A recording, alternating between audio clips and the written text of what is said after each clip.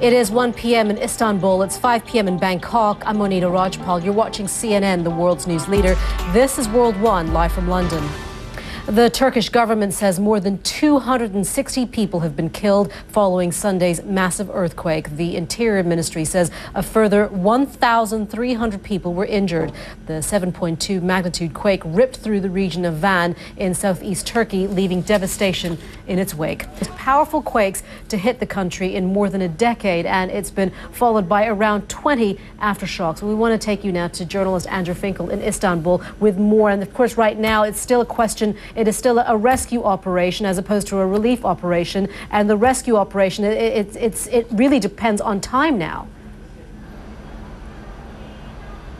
Well, that's exactly right. Of course, the government was very keen to show immediately that it was in control of the situation when news of the quake came in yesterday. Right, Andrew, thank you very much for that. Andrew Finkel there in Istanbul. Now, Turkey, as we've been saying, is no stranger to earthquakes. This map shows two major geological fault lines that run right across the country. However, it's been a long time since it's been hit by anything this strong. Now, this weekend's earthquake was estimated to have a magnitude of 7.2, and it was powerful enough to do damage over a large area. The province of Van sits near what geologists call the Eastern Anatolian Fault. Now, here near Istanbul, you have to go back to 1999 for the last earthquake of such a magnitude. There were two that year, both along the northern Anatolian Fault, and the first a 7.6 quake near Izmit in August, and that killed more than 17,000 people. And here, this one just to the northwest of Ankara in November, a quake with a magnitude of 7.2 rocked Doje. Around 900 people there died.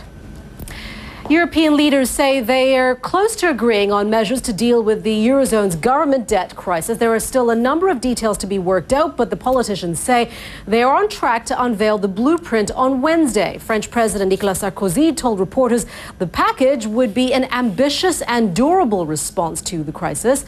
The intended message is clearly, this time we're going to fix the problem for good. We want to go live now to Brussels and Nina dos Santos. And Nina, tell us a little bit about a lot of the stuff that we don't know right now. But the big thing that we do seem to be getting a sense of is a growing rift between members of the Eurozone and people who are part of the European Union.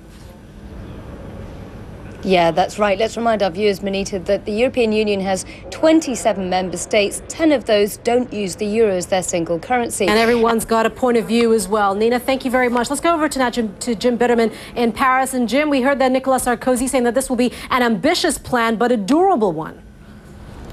Jim Bitterman in Paris, thank you so much.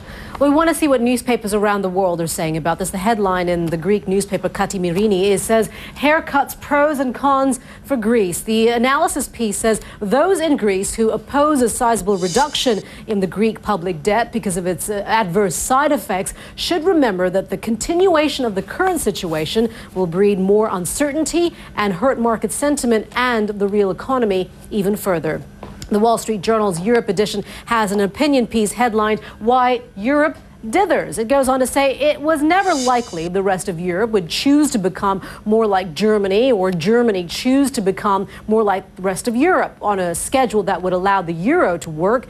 And that's what we're finding out. And finally, the headline in the Irish Times, painful progress as Europe inches closer to debt deal. The opinion piece says the Greeks are gloomy. The furrowed brows of EU officials betray a certain sense of dread. The Germans are still trying to calm everyone down, and the French are winding up the tension. Everyone is exhausted. There's miles and miles still to go, and the tension is showing. World One, live from London. Well, it was a struggle that began on the streets and ended in the polling booths. Tunisians have voted in their first election since a popular uprising put an end to decades of dictatorship and triggered the wave of protests that we now know as the Arab Spring. In Tunis, voters waited in line for hours to cast their ballots in the first national elections in more than half a century. The local media say the turnout was over 90%. The polls have now closed and results are expected on Tuesday. Well, let's go to Ivan Watson now. He's been following the story from the capital in Tunis. He joins us now live. And Ivan, we understand that some reports indicating that the lineups were about some even 1,000 people long.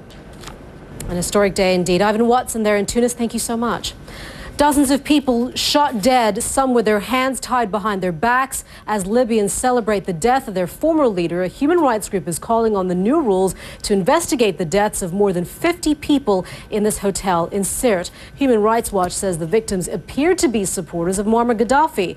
Now, the discovery came as an autopsy confirmed that Gaddafi died of a gunshot wound to the head. The manner of his death is raising questions about Libya's future. Dan Rivers reports.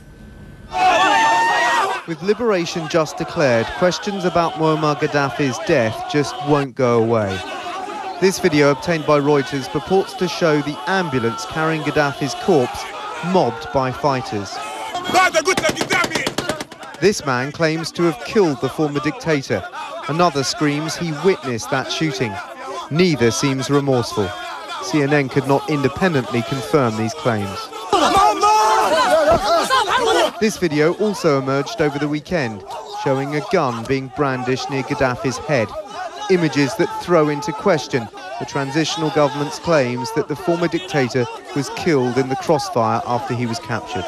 His body was on public display for 2 days until it was removed for autopsy. This is World One, live from London. Has the retaliation begun? At least 12 people have been injured in a grenade attack on a bar in the Kenyan capital, Nairobi. No one has claimed responsibility for the attack, but police believe it is linked to the Somali militant group Al-Shabaab. Well, Al-Shabaab had threatened major reprisals if Kenyan troops didn't leave the country. CNN's Nima El-Bagir has been following the conflict. She joins us now. And this is something that I think many are saying that they expect to see more and more of certain attacks. Obviously, the Al-Shabaab, no one's claimed responsibility for these attacks, and no one is linking Al-Shabaab to this attack, but they have threatened reprisals. And the issue is for the intelligence community, given the preponderance of ethnic Somalis in Kenya, is that even if this isn't Al-Shabaab, it could be an Al-Shabaab sympathizer. And that is... A highly anticipated biography is now on sale in most of the world, simply titled Steve Jobs. The book about Apple's co-founder was written by former CNN chairman and Time magazine managing editor Walter Isaacson. Earlier, the author spoke to CBS's 60 Minutes about why Jobs refused cancer treatment for so long. We want to take a look at what's trending on social media right now. At number 3, Britain's Queen Elizabeth II is stirring up some conversation in Australia. She's on a 10-day trip to the Commonwealth country. On her latest stop in Queensland, a Sydney man dropped his trousers and showed her his behind. I think it was controversy, not conversation. According to Australia's Courier Mail newspaper, police charged him with public nuisance and willful exposure. At number 2, Argentina's presidential election has been generating a lot of web traffic in South America. Early vote counts give President Cristina Fernandez de Kirchner a comfortable lead. She is the widow of former President Nestor Carlos Kirchner. And at number 1, Marco Simoncelli, the Italian MotoGP rider, was killed when he crashed in the Malaysian Grand Prix on Sunday. Since then, his name has become one of the most searched for online. MotoGP organizers have made a web page available for fans to leave their tributes. And of course, we will have more on that story coming up in our sports update just a little bit later on in the show. You're watching World One. We'll be right back. The Turkish government says 264 people are dead and more than 1,300, I should say, are injured. Prime Minister Recep Tayyip Erdogan says the final death toll will be much higher. CNN's Diana Magne is in the city of Erjish near the quake's epicenter. She joins us now live. Diana, tell us a little bit more about how much of a race against time this has become. And Monita, well, of course it is a race against time. The longer people are lying in the rubble, and certainly in the few sites that we've been monitoring, the search and rescue has not managed to find anybody alive. Okay, Diana, thank you for that. CNN's Diana Magne there in Erjish. Take a look at sport now, and for the second time in as many weeks, the world of motorsport is mourning the death of one of its own. Pedro Pinto joins us now with more on that. Pedro. Yeah, it's a tough run right now for motorsport, Monita. Last Sunday, IndyCar driver Dan Weldon died in an accident in Las Vegas. This Sunday, it was MotoGP rider Marco Simoncelli who passed away following a crash at the Malaysian Grand Prix. The trip started with some bad news, but a lot of positive things happening over the weekend as well. If you're a City fan.